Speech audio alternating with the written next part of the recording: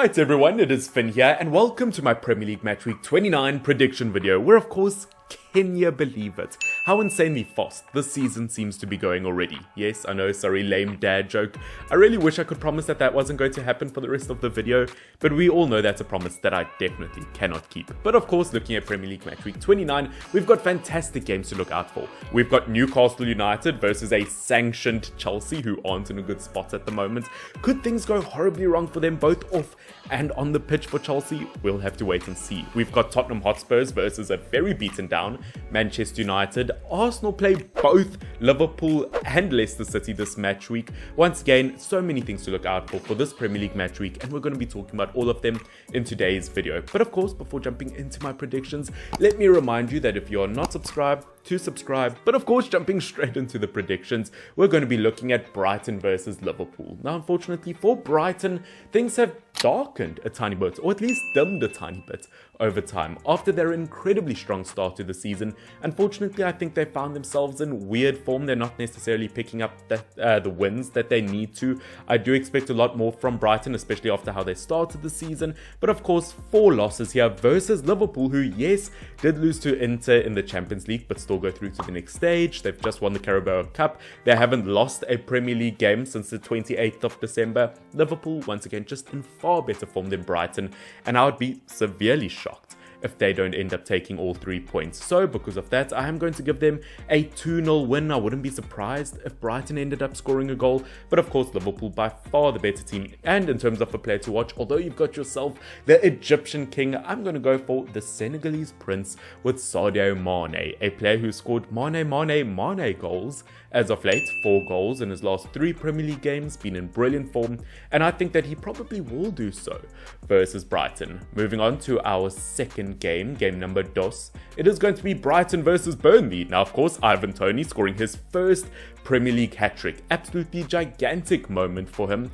But can they end up taking the points versus Burnley? Now, this isn't something I'm too convinced about. I think looking at Burnley, obviously, I think they've been in really good form over the last 2 or so months. Obviously, recently lost 4-0 to Chelsea. That isn't going to really give them too much confidence. But I do think that they've got the ability to bounce back. And I think that they can end up taking Brentford down. I like Brentford, but once again, just like Brighton, started the season off strong, but have dimmed down a tiny bit as things have gone. And of course, my player to watch is going to be the likes of McNeil, a player who's got the most tackles and shots in the midfield for Burnley this season, has the most tackles and shots out of anyone else on the squad, showing that defensively and attacking wise, he is such a brilliant player. I mean, McNeil, bar the name that it sounds like he's a medieval knight that used to work at McDonald's. Okay. Yeah, I do think McNeil is a pretty brilliant player, and I think working in the midfield for Brentford, although Burnley or against Brentford, I think for Burnley, despite the fact that often their centre-backs or their attackers are the players to watch, I do think McNeil heavily underrated, and I think goes under the radar in terms of how good he can be. Now moving on, Manchester United versus Tottenham Hotspurs. Now, Manchester United, once again, I would like to say I'm not angry, I'm just disappointed, but I am furious.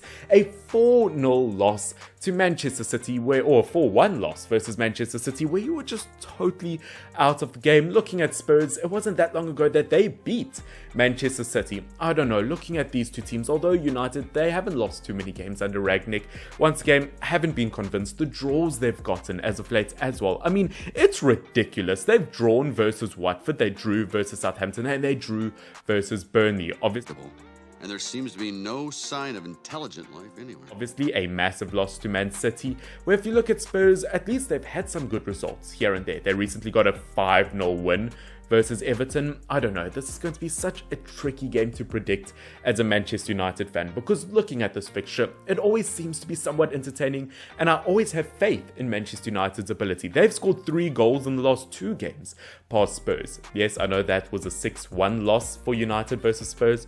We don't talk about that game anymore. But of course, looking at these two teams, I do feel like to an extent it could go either way. This Antonio Conte team for Spurs, it really is such a weird, like, sitting on the fence kind of game. It really could. Humpty Dumpty could fall either way, over the wall. But of course, looking at Spurs, do I think they can beat Manchester United? I think it's a real possibility.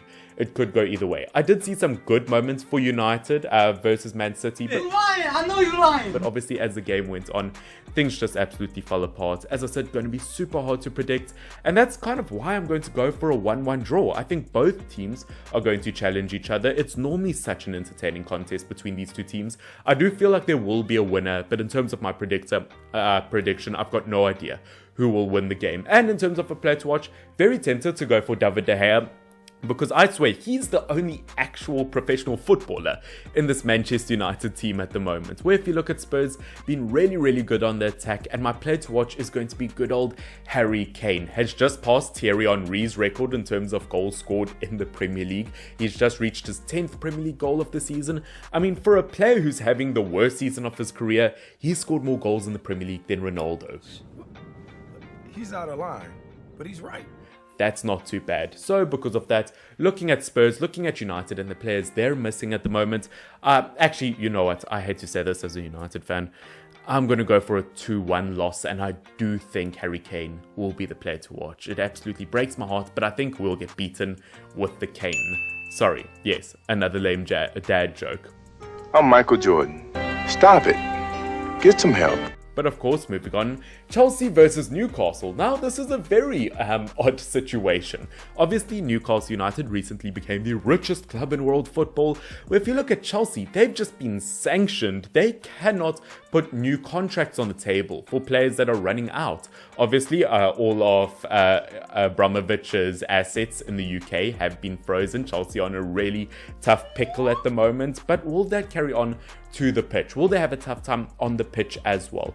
Now, versus Newcastle United, although they've been brilliant, haven't lost the game so far this year, I think it is very possible that maybe they could steal points from Chelsea. This could go down as maybe a 2-2 draw, but at the end of the day, I still think Chelsea have the better team. Now, of course, this video is being recorded before the Norwich-Chelsea game, so I've got no idea what's going to happen there. I mean, this is the result right here. Wow, what a result that is, whatever that ends up being. But regardless, I do think Chelsea still are better than Newcastle United, should get a 3-1 win, and my player to watch is going to be good old Reece James. Was brilliant in that game versus Burnley, got a goal and an assist, and now that he's back from injury, once again we can see why he's one of the best right backs in the world at this year so far. Sorry, that's not English. Next up, we've got Everton versus Wolves. Now, of course, once again, this is before the Wolves-Watford game that I'm recording this, and looking at Everton have gotten 2 wins since the beginning of October. That is insane. I mean, look at their record. Just look at their record for a second. That win versus Leeds, that win versus Arsenal, a draw versus Chelsea, once again, very odd. But before that, their last one was the 25th of September. Everton, something has gone seriously wrong. I recently made a video, if you guys want to check that out, it will be in the eye thingy up above. But I recently made a video about the situation Everton are in. Also, there are talks about them getting a point deduction as well. Once again, things have gone so sour for Frank Lampard's team. And looking at Wolves, yes, they haven't been in a good situation as of late. They recently lost 2-0 versus Crystal Palace. Then, everything changed when Fire Nation attacked. But I still have faith that they should do better than Everton. In fact, I'm going to end up giving them a 2-0 win. I really want to have some sort of hope for Everton. I really like this Everton team. But once again, just the form that they've been in, I can't see it happening. I'm going to give Wolves a win, and my player to watch is going to be good old Ruben Neves. We know how brilliant he is in the midfield when it comes to attacking and defensive duties, and I think the Portuguese maestro is going to do it versus a very sad looking Everton team at the moment. Moving on, we've got Leeds United versus Norwich. Now, of course, Leeds United, I would say that they picked up drastically in their previous game under their new American manager. Obviously, Jesse Marsch. Yes, I know Leeds United still lost that game. It was a 1-0 loss to Leicester City. But I'll say this, the confidence that built up in Leeds United, you could see it. I would almost say Leeds United deserved to beat Leicester City from what I saw in the game. I mean, in terms of attacking opportunities, they were brilliant. It's just the fact that for some reason Kasper Schmeichel ended up turning into his ultimate form. For some reason he ended up going super sane. Kasper Schmeichel, once again, was just unbeatable in that game. But other than that, Leeds United, the confidence they had in that game, I think that they can beat Norwich. I think Norwich, once again, I really like this team, but I do think they will go down. Once again, yes, they've had good points of form throughout the season at various points. But once again, compared to Leeds United, it really is a tricky one. Neither of these two teams have had great seasons at all. The fact that Leeds have only had one win more than Norwich. Absolutely shocking, but I do think that they'll manage to get a very impressive 2 or even a 3-1 win, to be honest with you. Don't know what it is, it's just a feeling deep down in my gut, and you know, you have to trust those gut feelings from time to time. But of course, moving on to our next game, or I guess I should say my player to watch for Leeds United, and my player is going to be Daniel James. Once again, yes, I know a very odd one, but the former Manchester United winger, once again, was absolutely brilliant for Leeds United in my opinion. Took some brilliant shots on, had some great passes and technical ability, and I do think that he'll be proven to be quite an asset versus Norwich. Moving on, Southampton versus Watford. Now, of course, looking at Southampton, a 4-0 loss to Aston Villa. I feel like that is so not right of how well they've played so far this season. I don't feel like we can write off the way that they've played throughout the season. Yes, they were shocking. In that game, Aston Villa could have won by 6-7-0, to be honest with you.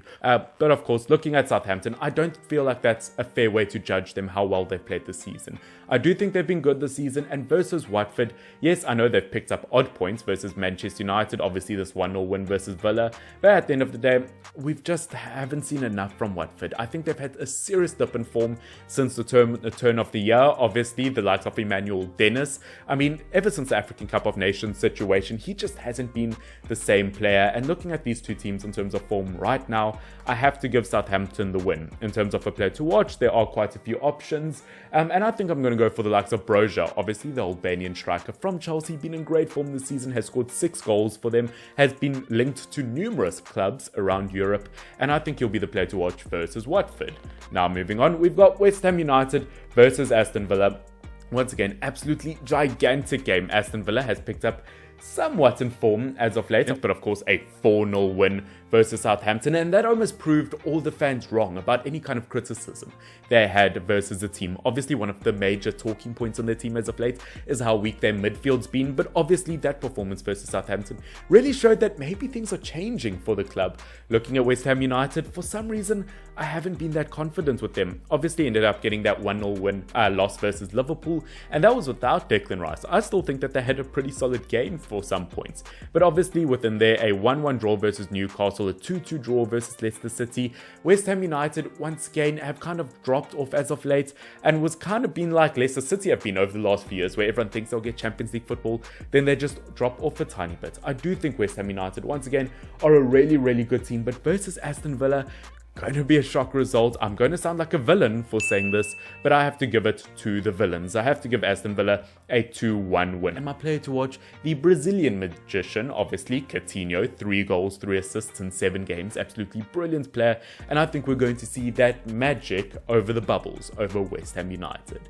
Now, moving on, we've got Arsenal versus Leicester City. I mean, looking at the history between these two clubs, obviously, the last 2 games have been won by Arsenal. Then there was a long stretch where Arsenal couldn't get a win, and it was pretty even before that. I think looking at these two teams right now, it's going to be very, very tricky because, of course, Leicester City have picked up on form. But I do think in terms of the result, I'm going to go for a 2-1 win in Arsenal's favour. It could go either way because Arsenal are Arsenal. But at the end of the day, they've been in much better form than Leicester City. They've had a much better season. So I am convinced that they can end up getting a result, although that 3-2 win versus Watford was a tiny bit close. And my player to watch, going to be one of the most controversial ones of this video, but I've gone for Alexander Lacazette. Yes, the striker who's been struggling to score this season, but 3 goals and 7 assists. He has proven that he can contribute to this team elsewhere, that it doesn't need to be scoring goals, but obviously getting a few assists in the previous game for Arsenal. I think Alexander Lacazette has really proven that he can still be very valuable to this Gunners team. Moving to our next game before we get into a quick recap of the rerun games, we've got Crystal Palace versus Man City. Now, of course, Crystal Palace in their previous game beat Man City 2-0, but I don't see that happening this time around. I can see Man City getting a 3-0 win. I do think they will be impenetrable. Obviously, Man City been brilliant in all competitions as well. In the Premier League at the moment, obviously just beat Man United 4-1. Almost a flawless display in my opinion. I mean, in the last 15 minutes of the game, they had like 92% possession. They can annoy any team in the world, and I think that I would be very shocked if they lost points here. Looking at Crystal Palace though, I do want to give them credit, because in that 2-0 win versus Wolves, they were brilliant. I mean, they sliced through that Wolves defense like a hot knife through butter. to be honest with you. Crystal Palace had a really good game, but versus Man City, as we know, it's nothing offensive. Man City, once again, just a whole nother level. And my player to watch, going to be tricky. Obviously, we know how many brilliant players they've got in their team, but I'm going to go for Raheem the Dream Sterling. I've almost got a feeling that he could score a hat-trick in this game. I mean, 10 goals in the Premier League so far this season. As we know, when he plays, he can be a real difference maker. You can always count on him for goals. Definitely improved since last season, and I do think that he will be one to watch. Now, quickly looking at the rerun games, I'm not going to spend too much time on this. Brighton versus Spurs, as I said, looking at things in terms of form at the moment, I have to give Spurs the win. Do think it'll be relatively comfortable. We've got Arsenal versus Liverpool. I'll leave that one till last, but I'll look at Everton versus Newcastle first. Looking at Everton versus Newcastle, to be honest, I'm going to put down a 2-2 draw. Yes, very controversial. Newcastle United got the win last time around. Everton in dreadful form, but I do feel like Everton have to eventually pick up points somewhere. I feel like it has to happen, right? But of course, looking at Newcastle United, I feel like after they lose to Chelsea, this honeymoon phase after the transfer window might die down a tiny bit. They might lose a point here, and I do feel like it will be a draw. I think they'll share the points, which does take things to our final game, Arsenal versus Liverpool. Now, of course, I might end up making a video next week, obviously talking about this game a bit more in depth, but an absolutely gigantic game. I always feel like this game is an entertaining one to watch, but unfortunately, over the last few meetings, Arsenal just haven't had a great time. Obviously, a 4-0 win in Liverpool's favour, a 3-0 win, a 3-1 win. Liverpool have proven to be quite a dominant team here. Arsenal are going to be quite tired after that Leicester City game. Two very challenging games for Leicester City. I feel like looking at these two teams, Liverpool by far the better team, as I've explained in multiple situations. They've had a brilliant season, and I would be very, very shocked if they lost points here. Obviously, anything can happen. It is the Premier League. These are two top sides. Arsenal are fighting for a top 4 spot. It is very, very possible that they're going to end up taking it, but I do think Liverpool will get the win here. Right, everyone, that is it for my Premier League Match Week 29 predictions. As I said, there are some big games to look out for, some fixtures I'm really excited for, and I want you guys to put your predictions in the comment section down below. I'm always excited to see your predictions. It's always fun to see when people have different opinions than you. But of course, guys, I hope you have enjoyed this video. As I said, if you're not subscribed, make sure to subscribe down below so that you can catch more of my content in the future. You won't regret it, I promise. But of course, hit the like button as well if we can get this video to 15 likes. Guys, until next time, Finn, FYNN, I'll see you all very, very soon. Cheers.